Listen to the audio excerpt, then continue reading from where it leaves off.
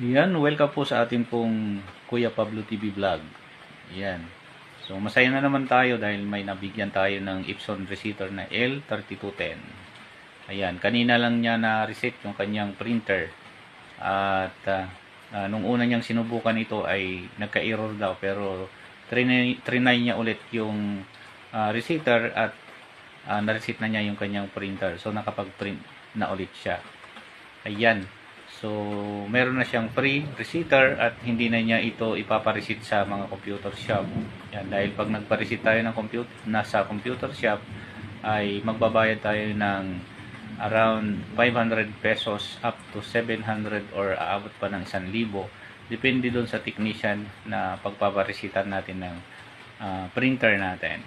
So, pero dito sa aking page, libre lang ang receiver.